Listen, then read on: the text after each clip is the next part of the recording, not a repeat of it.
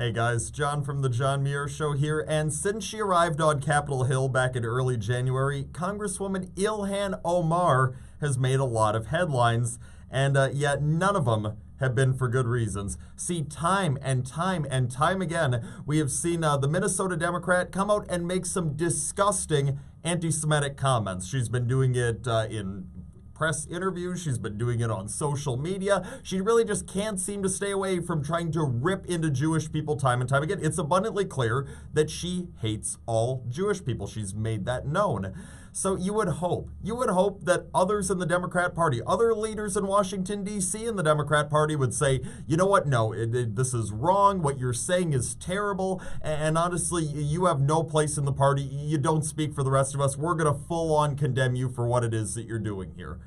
But sadly, that is not what's been taking place. I mean, heck, like you'd say, you would hope that at the very top of the Democrat Party, you would have people coming out and saying, no, this is wrong, we're pushing back against you. Well, the new de facto leader of the Democrat Party, Alexandria Ocasio-Cortez, the socialist from New York, she's pretty much been coming out here and trying to make everything that Omar seemed like it's totally fine, because of course she is, because she doesn't do really anything that involves common sense. And then you have the guy who on paper is the leader of the Democrat Party in D.C., Senate Minority Leader Chuck Schumer, coming out yesterday and speaking on the matter. And sure, he started off by saying, yep, Congresswoman Omar's words were bad, but he quickly rushed through that whole part of the speech so he could go on to say, but Republicans, have you looked at Republicans lately? Why are the Republicans? Why is Senator Mitch McConnell, why are they not coming out and condemning the racism in their own ranks? Yeah, blame Republicans.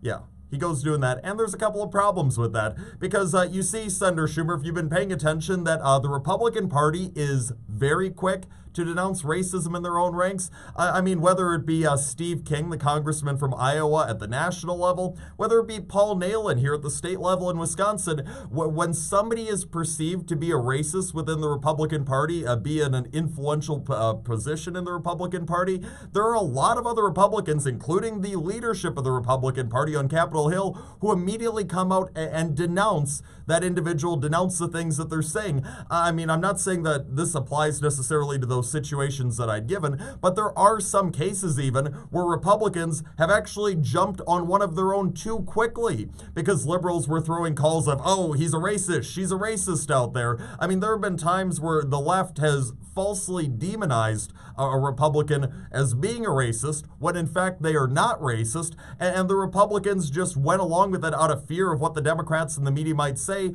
and didn't push back against it and say, no, you're wrong in saying that. No, they just went right along with it. Oh yeah, our own's a racist. Again, even in some cases where the Republican being accused of being a racist was not a racist. So, I mean, if anything, you would say that, heck, Republicans don't push back enough. They're too quick to go condemning their own without hearing all the facts about the case. Not that they won't condemn their own, like Senator Schumer's claiming over here.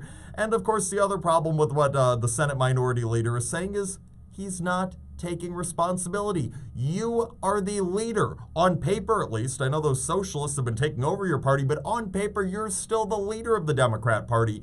Be responsible. Say, nope, putting my foot down right here. Congresswoman Omar, she doesn't speak for the rest of us, and quite frankly, she has no place being an elected official in this country. That is what Chuck Schumer would say if he was a responsible individual, but sadly, Chuck Schumer's just yet another liberal coming out there and saying, oh, well, you know what, she said some things that are really bad, but, oh, did you know she's a Democrat and she votes blue on Election Day? So, oh, yep, everything's forgiven. Yep, that's what he's doing once again, Chuck Schumer, as so many Democrats have done before. Just this whole, like, yep, if you're a liberal, if you advocate for Democrat causes, that's a get-out-of-jail-free card. I got a newsflash for you, that is not a get-out-of-jail-free card. And sadly, AOC, Chuck Schumer, they're not the only ones who have not been taking the necessary action to condemn Congresswoman Omar.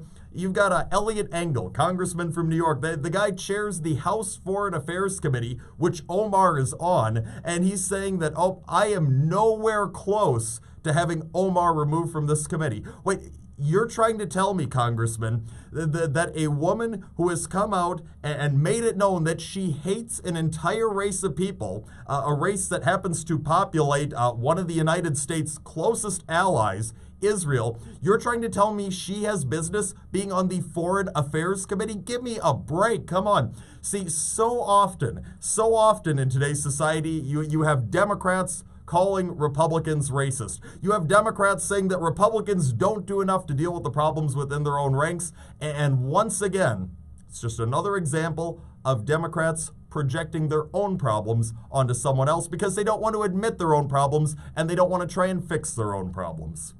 That's all the time that we have for today, but tune into the John Muir Show each and every weekday, 8:40 a.m. WTAQ, 9 a.m. WSAU and WHBL. Till next time, I'm out.